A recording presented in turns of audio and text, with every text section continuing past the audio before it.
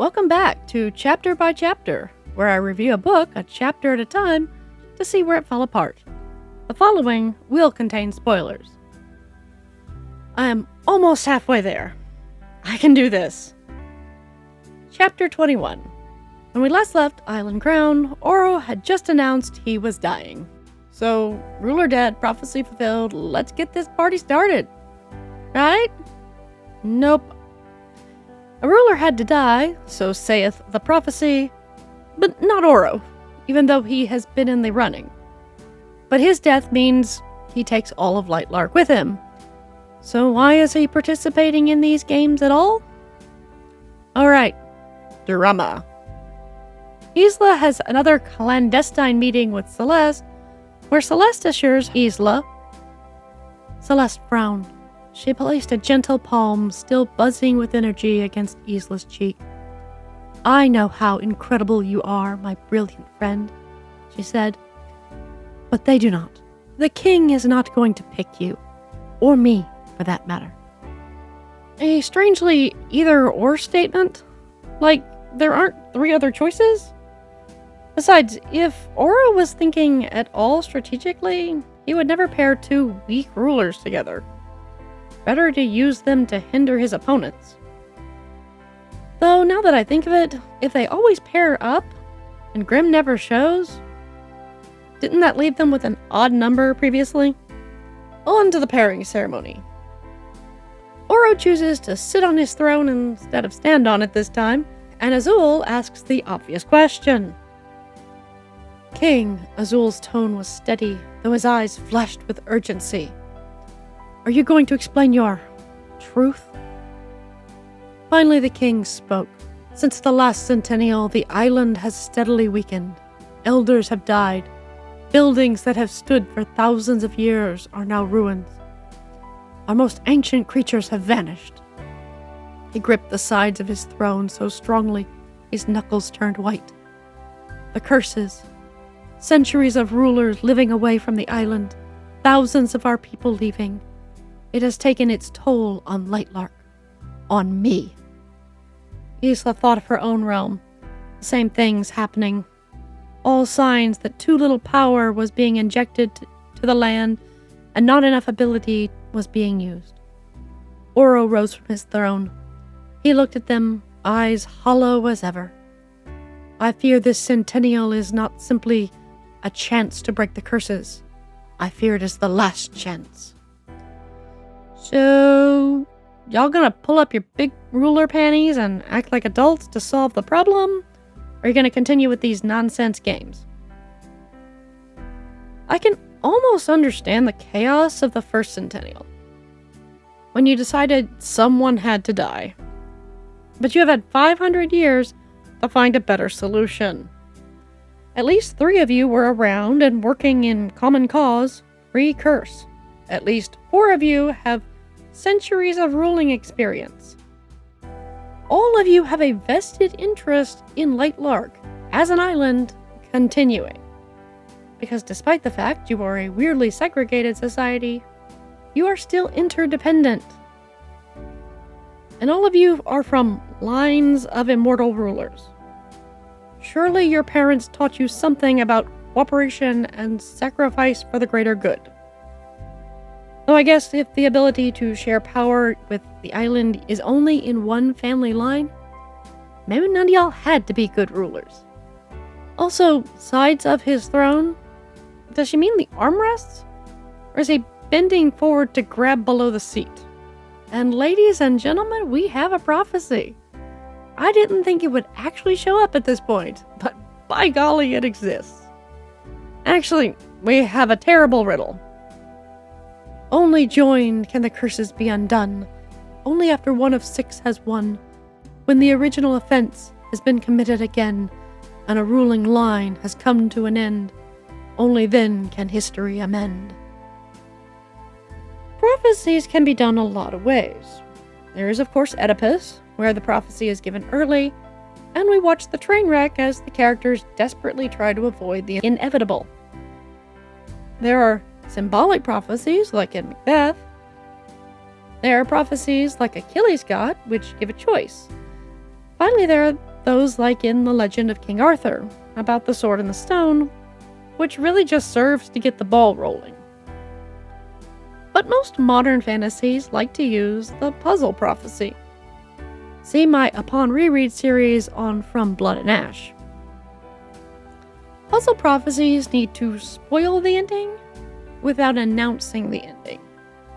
That is a fine line to walk, and some authors do it better than others, and everyone's mileage is going to vary on that. For this story, we have a riddle-ish thing.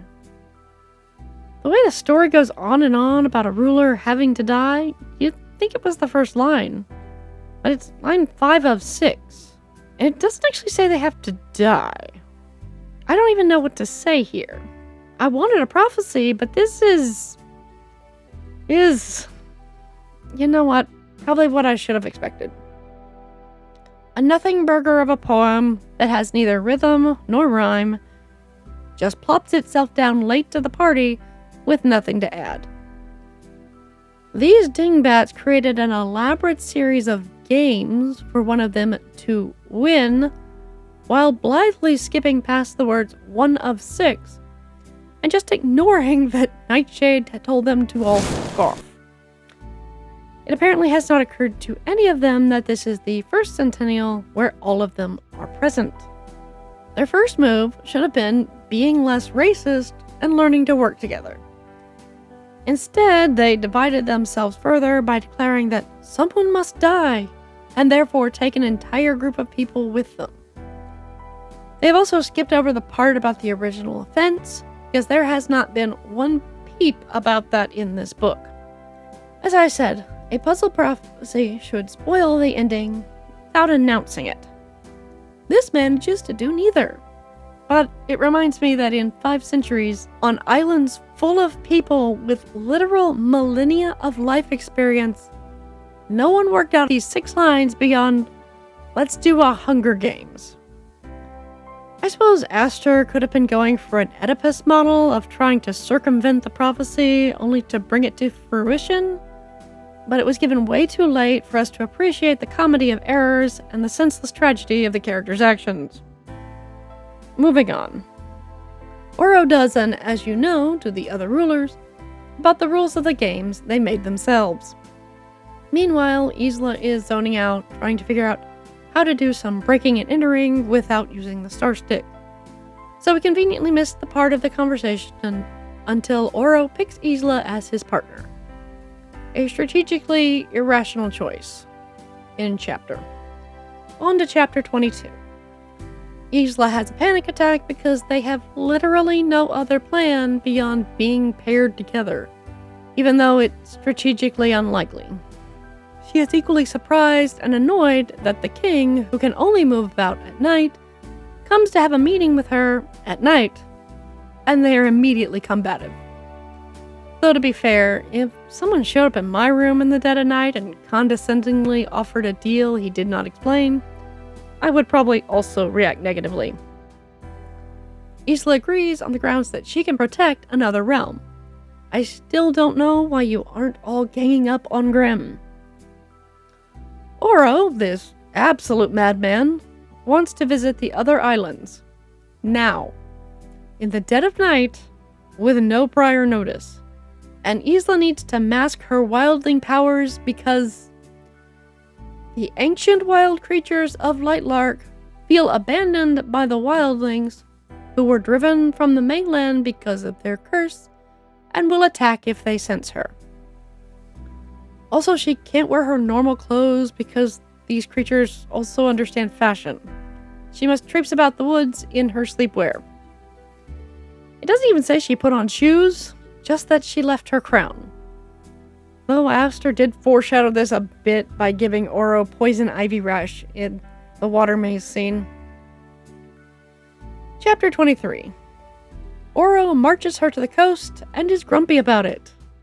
Credit where it's due, the imagery of the frozen storm isn't bad here. Oro wants to cross a rickety bridge made of absolute nope, and I am 100% on Isla's side here. Oro did the bare minimum to save her before, no reason to trust he will do it again. Deal or no deal. Next, he wants to... Sir, Oro, my kingly boy, you want this child, to whom you have shown not a scrap of kindness, in a world where you all insist a ruler has to die, to follow you down a dark hole in the ground, on blind faith, because the rules of the game you made up said you can't kill her. Yeah. And you have the audacity to mark her very understandable caution. Also, ladies, never follow a strange man into the woods, no matter how much they say they will protect you. The bear is always the better choice. But nonetheless, Isla follows Oro down the hole and does not, in fact, die, though she does land in a stream and get very wet.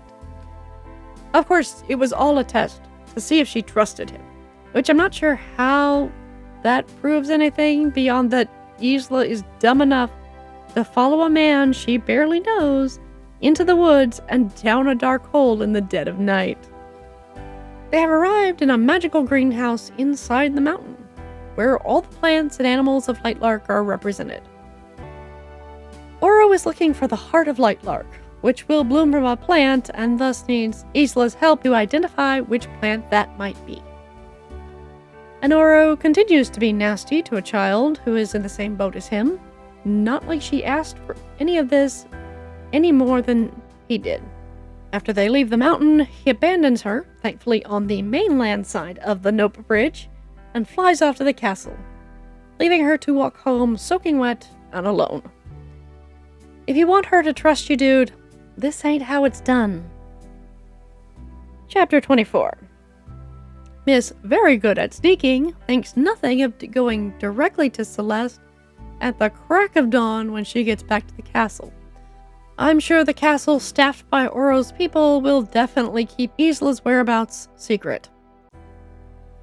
Next night, Oro comes to collect her again, and they go to Sky Isle, which Oro just walks onto without any elaborate plan.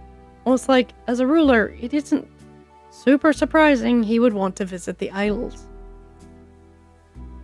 Off into the woods again to a valley filled with one of the plants she identified.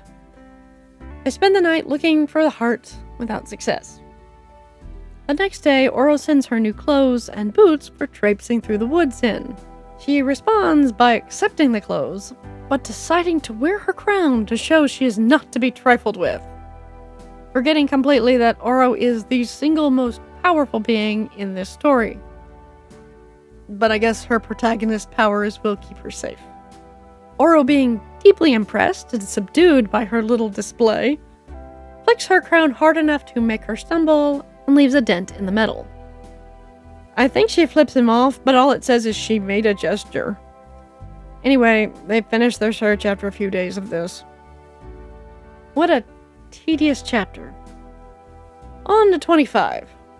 The chapter opens with Isla having the tamest of sexy dreams about Grimm. To be fair, the man is the only one who's been remotely nice to her, so at least she's not hate-boinking Oro. She would like to assure us she did not enjoy the dream. Nope, not at all. Isla takes a back hallway to find her attendant to get ingredients for a sleeping potion so she won't be haunted by dreams of Grimm.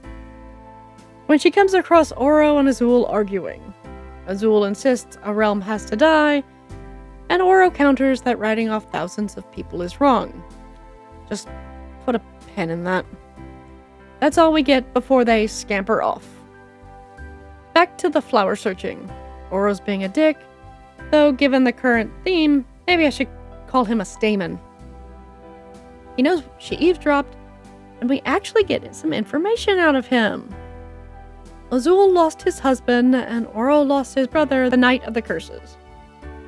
Oro's brother died on or before his wedding to an unnamed person of another realm. We also learned that children of these unions only get one realm's powers. Clunky foreshadowing, but not the worst.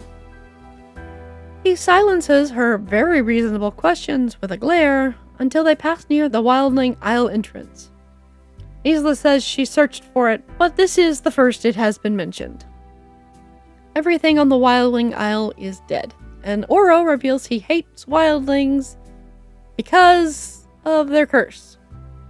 But they used to be his favorite besides sunlings because they were advisors to the court and taught him swordplay. Weren't you talking about not writing off a whole group of people?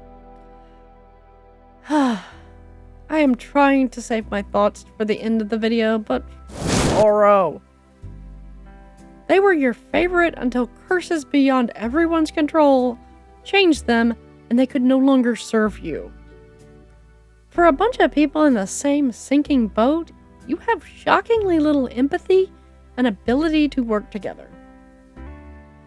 Oro, who told Isla not to use her powers because they would attract terrible ancient creatures of Lightlark, suggests she uses her powers to speed up their search. Once at the end, this man wants her to trust him. Oh boy. Final thoughts. Tedious, and Oro's a dick. There is little character development or movement of the plot.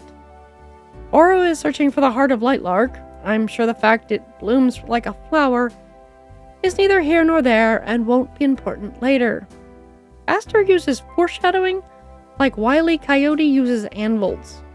This would be a great opportunity for world and character building, but instead we need to be cruel to a child for how she was born.